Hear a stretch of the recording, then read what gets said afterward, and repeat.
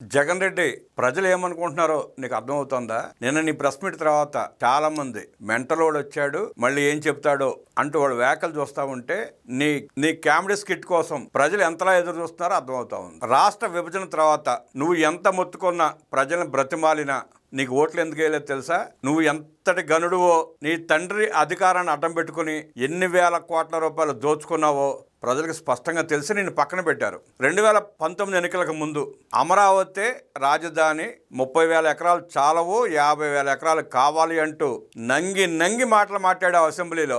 రోజారెడ్డి దగ్గర నుంచి చెంచారెడ్డి వరకు జగన్మోహన్ రెడ్డి ఉండవల్లిలో ప్యాలెస్ కట్టుకున్నాడు, ఇక్కడే ఉంటాడు, అమరావతి మా రాజధాని అన్నారు. ప్రజలు మోసపోయారు. ఒక్క ఛాన్స్ ప్లీజ్ అని నువ్వు కాళ్ళు ఏళ్ళు గడ్డాలు పట్టుకుని బ్రతిమాలితే ఫోన్లే కదా చూద్దామని సార్ ఒకసారి ఓటేశారు. ఓటేసినాక ఏం చేశావు? మొదటి రోజే కలెక్టర్ల సమావేశం పెట్టి ప్రజావేదికను కూల్చావు. నీ పాలన కూల్చుడితో ప్రారంభమైంది. నువ్వు బెజవాడ స్టేడియంలో మాట్లాడినప్పుడే గాలివాన రూపంలో స్పష్టంగా తెలియజేసింది, ఈ రాష్ట్రంలో శని పాదం మోపింది, ఇక భవిష్యత్తు లేదు, ఈ 5 సంవత్సరాలు ప్రజలకు నరకమేనని ఆ రోజే స్పష్టంగా చెప్పింది. 2019లో నువ్వు చెప్పిన అబద్ధాలకి మోసాలకి ప్రజలు నమ్మి నేను ముఖ్యమంత్రిని చేసుకుంటే ప్రజావేదికతో కూల్చడం మొదలుపెట్టిన నువ్వు 3 రాజధానులు అన్నావు. ఒక్క రాజధాని నిర్మించలేని అసమర్థుడివి నువ్వు. 3 రాజధానులు కడతావని ఎలా అనుకుంటారు? 5 ఏళ్ళు ముఖ్యమంత్రిగా పరిపాలించావు. 3 రాజధానులు చెప్పి డ్రామాలు ఆడిన నువ్వు ఒక్క రాజధాని అన్నా నిర్మించగలిగావా? ఆఖరికి నీ క్యాంప్ ఆఫీస్ అన్న అటు కర్నూలు కానీ ఇటు విశాఖపట్నంలో కానీ కట్టుకోగలిగావా? ఎందుకు కట్టుకోవాలా?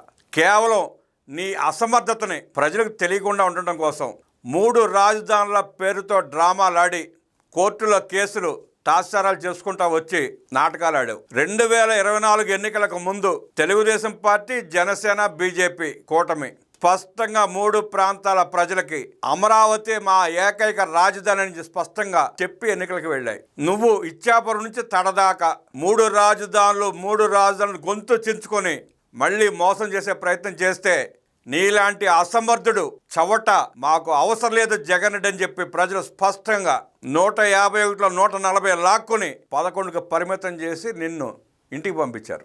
అయినా నీలో మార్పు లేదు, సమీక్షించుకునే గుణం లేదు. పొరుగు రాష్ట్రాల నుండి సలహాదారులను తెచ్చిపెట్టుకుని వాళ్ళకి రాష్ట్ర ప్రజల సొమ్ము లూటీ చేసి పెట్టావు, దోచిపెట్టావు. ఒక్కడ పనికొచ్చేవాడు లేడు, ఒక్కడు సరైన సలహా ఇచ్చినాడు లేడు. ఎవడన్నా ఇచ్చే ప్రయత్నం చేసినా నువ్వు వినే పరిస్థితులు నువ్వు లేవు. నువ్వు ఒక మూర్ఖుడివి. ఆ సంగతి తెలిసి వాళ్ళు కూడా మినుకొడిపోయి ఉంటారు.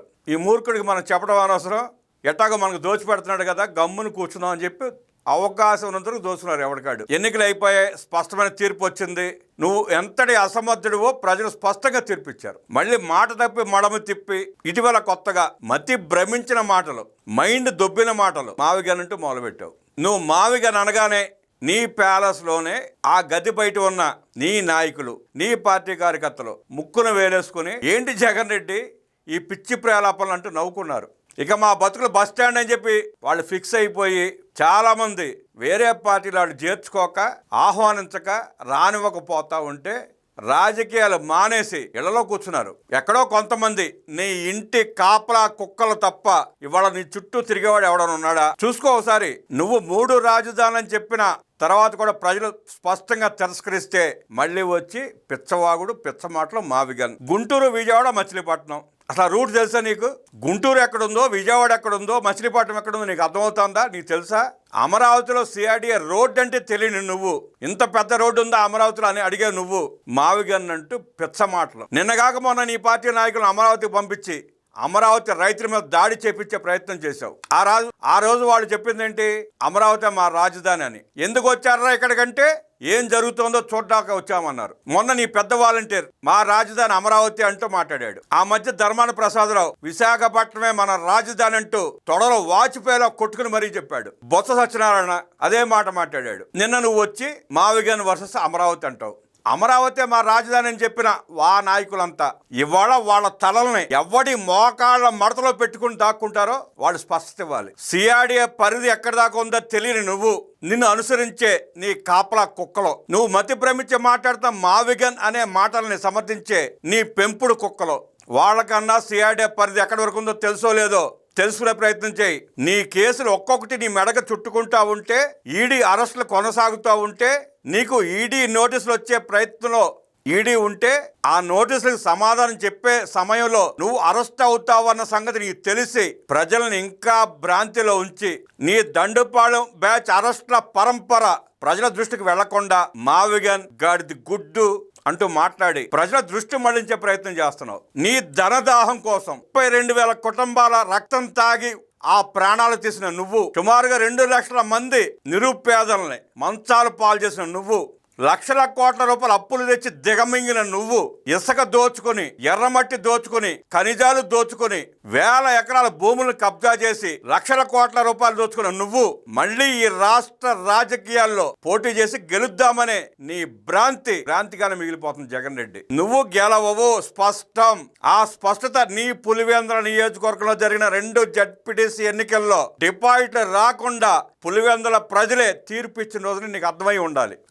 అర్థం కానట్టు నటిస్తున్నావంటే నువ్వు ఎంత సైకోవో అర్థమవుతా ఉంది. అమరావతి రాజధానిని నువ్వు కాదు, నీ తల్లో జేజమ్మ మళ్ళీ పుట్టి వచ్చినా మార్చలేరన్నది స్పష్టం. కేంద్రం గెజిట్ నోటిఫికేషన్ విడుదల చేసి తెలియజేసిన నువ్వు ఇవాళకి మావిగన్ తోటకూర వంకాయ అంటున్నావంటే, నిన్ను ఇంకా ఆ పార్టీ నాయకులు నిన్ను అనుసరిస్తున్నారంటే నువ్వు ఎంత అసమర్థుడివో నిన్ను అనుసరించేవాళ్ళు ఎంత చవట్లో స్పష్టంగా అర్థమవుతుంది ప్రజలకి. అమరావతి 3 రాజధానులు చెప్పి ఎన్నికలకి వెళ్ళావు, బొక్క బార్లా పడ్డావు. మళ్ళీ ఇప్పుడు మావిగన్ అమరావతి అంటున్నావు. ఎన్నికల్లో రెఫరెండంగా వెళ్తామంటున్నావు. గతంలో రెఫరెండంగా వెళ్తే ఏమైందో నీకు తెలుసు. ఇప్పుడు రెఫరెండంగా వెళ్ళటానికి నువ్వు నీ పార్టీ ఎన్నికల్లో పోటీ చేస్తే కదా జగన్ రెడ్డి. నీ పార్టీకి నువ్వే ఉరి వేసి సమాధి కట్టిన తర్వాత నీ పార్టీ తరఫున పోటీ చేయడానికి అభ్యర్థులు కూడా నువ్వు ఎత్తుకోవాల్సిన పరిస్థితి ఏర్పడింది. వాళ్ళు ఆ విషయం నీ పెంపుడు కుక్కలకి, నీ పేటీఎం గాళ్ళకి తెలియకుండా ఉండటం కోసం నువ్వు మాట్లాడే పిచ్చ మాటలు, బఫూన్ మాటలు, ఇవన్నీ 4 ముక్కలు మాట్లాడేస్తే మీడియా మొత్తం దాని చుట్టూ తిరుగుతూ ఉంటుంది. ప్రజలు ఇవన్నీ పట్టించుకోరు. కనీసం నా పెంపుడు కుక్కలన్నా వాస్తవాన్ని గ్రహించకుండా నిలవరుద్దామనే ఉద్దేశంతో నువ్వు మాట్లాడే మాటలు తప్ప నీకు నీ రాజకీయ పార్టీని నడిపే ఉద్దేశం కానీ, మళ్ళీ ఎన్నికల్లో పోటీ చేసే ఉద్దేశం కానీ ఏ కోసాన్ని కనబడట్లా. నీ బుర్రంతా చెడిపోయి ఎప్పుడు ఈడీ వచ్చి అరెస్ట్ చేస్తున్నాను భయంతో, గందరగోళంతో 4 గోడల మధ్య బిక్కుమంట కాలం వెళ్లదీస్తూ అద్దె మైకుల ముందుకు వచ్చి నువ్వు ఏడ్చే ఏడుపులు ప్రజలకు స్పష్టంగా అర్థమవుతానే ఉన్నాయి. ఈ 24 మాసాల్లో అనేక ఎత్తుగడలు వేశావు, బొక్క బార్లా పడ్డావు. ఏది వర్కౌట్ కాలా. ప్రజలు తిరస్కరించారు, చేత్కరించారు. మళ్ళీ కొత్తగా బఫూన్ బ్యాచ్ని పెట్టుకుని ఏదో చేద్దాం అనుకుంటున్నావు. వాళ్ళని కూడా ప్రజలు తొక్కి నార లాగుతారు. జగన్ రెడ్డి గుర్తుపెట్టుకో. మావిగన్ అంటూ నీ పెంపుడు కుక్కల భుజాల మీద ఆ మావి గన్నుని పెట్టి ప్రజలను కాల్చే ప్రయత్నం చేస్తున్న నిన్ను, ఆ గన్ను నీకు రివర్స్ అయి ఎదురు తిరక్క ముందే వాస్తవ ప్రపంచంలోకి రా, వాస్తవాలు మాట్లాడు, మనిషిలా ప్రవర్తించు. ఎవరైతే మావిగన్ను సమర్థిస్తారో వాళ్లే ఓట్లేస్తారంట. అట్లాగే వెళ్ళు. రేపు పంచాయతీ ఎన్నికలకు వెళ్ళు, మున్సిపల్ ఎన్నికలకు వెళ్ళు, కార్పొరేషన్ ఎన్నికలకు ముందు వెళ్ళు. అక్కడ నీకు స్పష్టంగా తీర్పిస్తారు ప్రజలు. నువ్వు ఇలాగ పిచ్చి వాగుతా ఉంటే ఆఖరికి నిన్ను మోసే అంబటి రాంబాబు, పేర్ని నాని, కొడాలి నాని, వల్లభనేని వంశీ, దేవినేని అవినాష్ కూడా నీకు ఓట్లేరు.